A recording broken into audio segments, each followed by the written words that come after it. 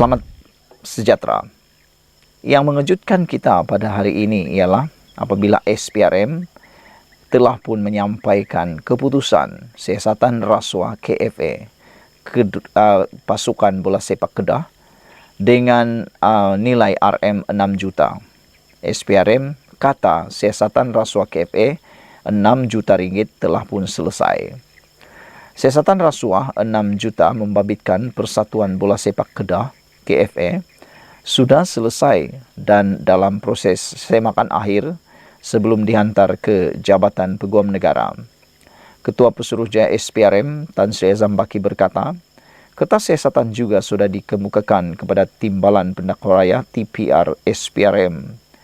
Belum hantar ke AGC, Pejabat Peguam Negara, tetapi dalam peringkat semakan akhir Timbalan Pendakwa Raya SPRM. Katanya, pada sidang media selepas Majlis Convocation Pegawai Integriti Bertauliah CEIO kali ke-10 di Dewan Tun Hussein On Pusat Dagangan Dunia WTC di sini hari ini.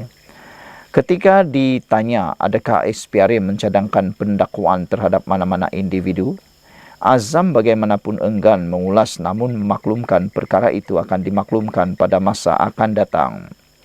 Pada 7 Januari lalu, Ketua Pegawai Eksekutif KFA, Zulkifli C. Harun dilepaskan dengan jaminan SPRM. Terdahulu media melaporkan SPRM menahan Reman Zulkifli dan 3 individu berusia antara 40 hingga 60 tahun bagi membantu siasatan kes meminta dan menerima rasuah bernilai RM 6 juta. Wang rasuah berkenaan dipercayai sebagai alasan bagi membantu seorang pemilik syarikat mendapatkan tender projek pembinaan litar lumba dan pengurus projek mengoperasi serta menyelenggara 5 loji takungan air di Kedah. Rentetan itu, Zulkifli dipanggil untuk memberi keterangan bagi membantu siasatan SPRM pada Khamis 4 Januari. Saudara-saudara sekalian, SPRM patut siasat pelobi projek konsensi, kata Sanusi di dalam laporan pada 10 Januari 2024. Datuk Seri Sanusi mempersoal tindakan SPRM yang tidak menyiasat seorang individu yang didakwa menjadi pelobi kepada sebuah syarikat bagi mendapatkan konsesi rawatan air di Kedah. Menteri Besar Kedah itu berkata agensi itu sepatutnya memfokuskan siasatan terhadap individu terbabit dan bukannya ke atas Persatuan Bola Sepak Kedah KFA. Jelasnya, kejadian ini bermula apabila syarikat yang mendapat konsensi rawatan air 3 tahun lalu cuba melobi kerajaan negeri melanjutkan tempoh konsensi berkenaan. Bagaimanapun, tiada rundingan terus dibuat antara pelobi dan kerajaan negeri dan kita tak tahu apa dia janji kepada syarikat, kata Sanusi. Manakala pada 6 Januari tahun 2024 pukul 4.22 petang, Sanusi telah pun berjanji akan mahu membongkar plot sebenar berkaitan dengan siasatan terhadap Ketua Pegawai Eksekutif Persatuan Bola Sepak Kedah membabitkan isu rasuah. Namun, hingga ke hari ini, saya belum menemukan penerangan ataupun pendedahan daripada Sanusi berkaitan plot sebenar yang berlaku dalam pelbagai isu termasuk penahanan Reman, Ketua Pegawai CEO, Pegawai Persatuan Bola Sepak Kedah membabitkan isu rasuah. Menteri Besar Kedah itu mendakwa keadaan berlaku ketika ini adalah kezaliman pihak tertentu yang menggunakan agensi kerajaan untuk tujuan politik dan kepuasan peribadi, kata beliau. Saudara-saudara sekalian, walau bagaimanapun yang pastinya SPRM sudah menyiapkan kertas siasatan berkaitan dengan rasuah KFA 6 juta ringgit itu, dan apabila SPRM kata sudah selesai dan dalam proses akhir sebelum dihantar ke Jabatan Peguam Negara, maknanya adalah sesuatu yang bakal berlaku dan telah ditemui oleh SPRM. Semoga segala-galanya akan terungkai akhirnya. Sekian dulu untuk kali ini. Jangan lupa tinggalkan komen Anda, tekan butang subscribe. Kita jumpa lagi. Bye-bye. Selamat sejahtera. Kes Pangko akhirnya didedahkan. Akhirnya selesai. SPRM sudah panggil bekas Menteri Keuangan era tahun 2020 hingga 2021.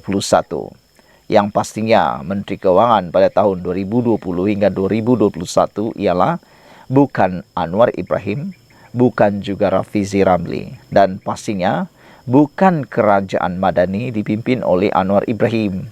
Ianya dipimpin oleh siapa lagi kalau bukan Perdana Menteri kegemaran Walaun. Suruhanjaya Pencegahan Rasuah Malaysia SPRM sudah merakam percakapan bekas Menteri Keuangan yang terlibat dalam kontrak pelaburan atau perolehan syarikat membekal dan menguruskan kenderaan kerajaan Spanco Sdn Bhd bagi tempoh 2020-2021. Ketua Pesuruhjaya SPRM Tan Sri Azam Baki berkata, kes membabitkan Spanco meski dalam siasatan dan akaun terbabit masih dibekukan. Menurutnya, ramai saksi yang sudah dipanggil memberi keterangan dan tidak menolak akan memanggil sesiapa sahaja yang terbabit dalam kuasa meluluskan projek berkenaan. Kita sudah merakam keterangan bekas Menteri Keuangan, namun bekas Perdana Menteri ketika itu belum dipanggil memberi keterangan.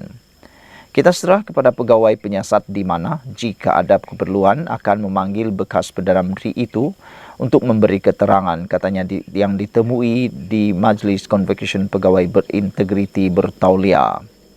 Azam Baki berkata menjadi tanggungjawab beliau sebagai Ketua Pesuruhjaya SPRM untuk melaksanakan kerjanya berdasarkan undang-undang aduan dan tomahan yang diterima pihaknya.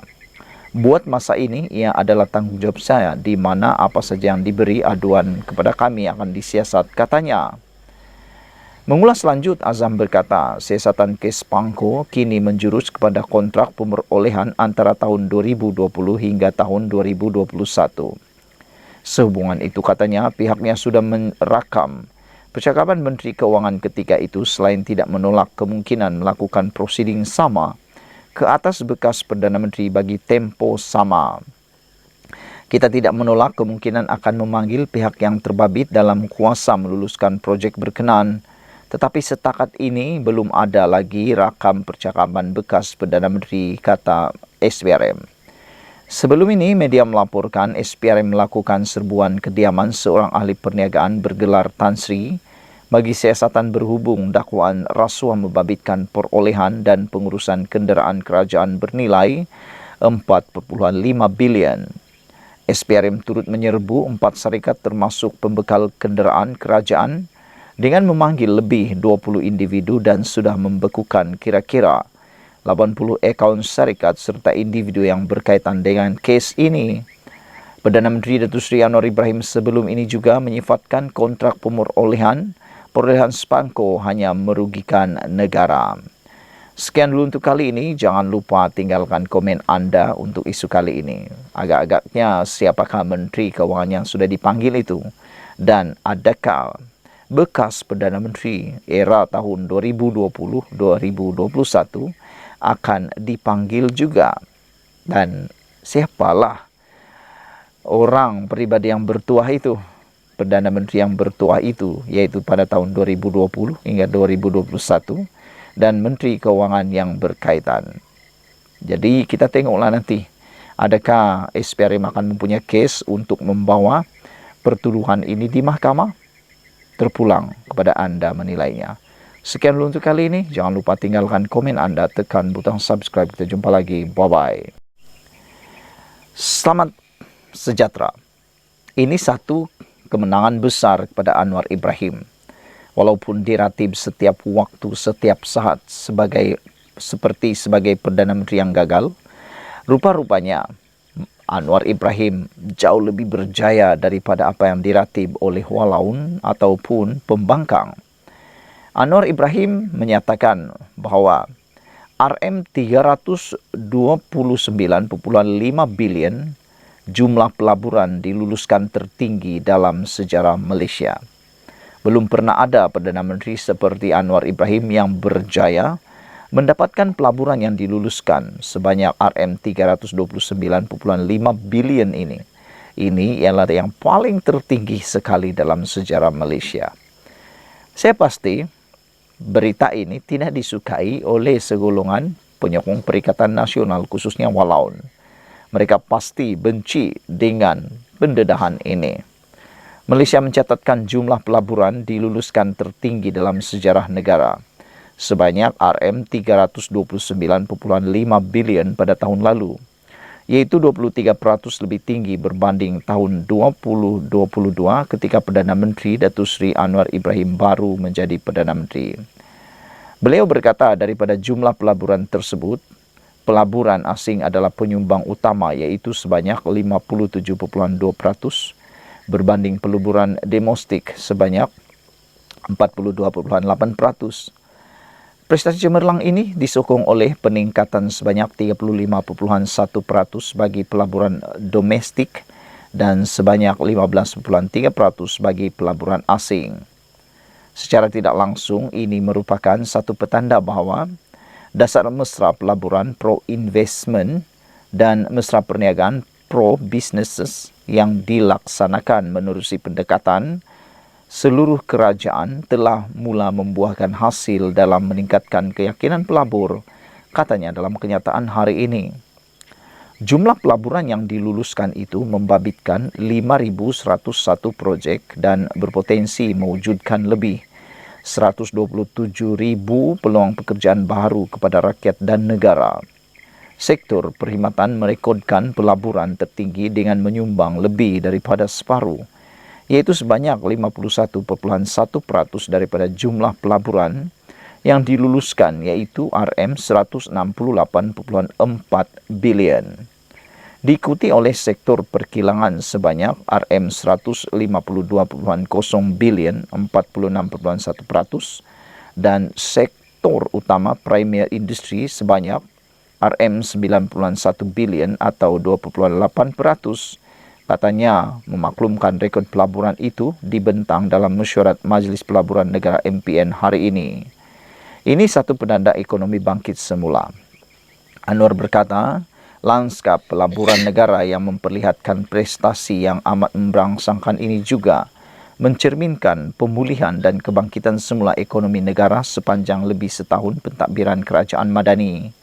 Tambah beliau, mesyuarat MPN hari ini juga membincangkan mengenai hala tuju pelaburan digital negara selaras dengan perkembangan sektor ekonomi digital yang semakin pesat dan merupakan antara sektor ekonomi yang penting dalam memperkukuh agenda pelaburan negara. Ekonomi digital di Malaysia yang menyumbang sebanyak 23.2% kepada keluaran dalam negara kasar KDNK pada tahun 2021 diunjurkan meningkat kepada 25.5% menjelang 2025. Bagi tempoh tahun 2021 hingga 2023, sebanyak 396 projek berkaitan digital sudah diluluskan dengan nilai pelaburan sebanyak 128.9 bilion yang merangkumi projek yang diluluskan melalui Jawatan Kuasa Nasional mengenai pelaburan NCI. Pelaburan dalam projek digital ini dijangka mewujudkan peluang pekerjaan kepada 36.553 rakyat. Tempatan antara pelaburan digital yang diluluskan adalah dalam sektor pusat data, pengkomputeran awam, penghosan data, analisis data besar dan kecerdasan buatan, katanya. Beliau berkata kehadiran syarikat-syarikat digital terkemuka dunia dan peneraju pasaran global di Malaysia juga memberi isyarat penting bahawa Malaysia mempunyai tarikan dan ekosistem pelaburan yang kondusif untuk pelaburan digital. Justru kerajaan perlu memudah cara sebaik mungkin pelaburan digital berpotensi tanpa seberang kompromi terhadap aspek berkaitan keselamatan data dan kedaulatan negara, kata Anwar Ibrahim. Sekian dulu untuk kali ini. Jangan lupa tinggalkan komen anda, tekan butang subscribe. Kita jumpa lagi. Bye-bye.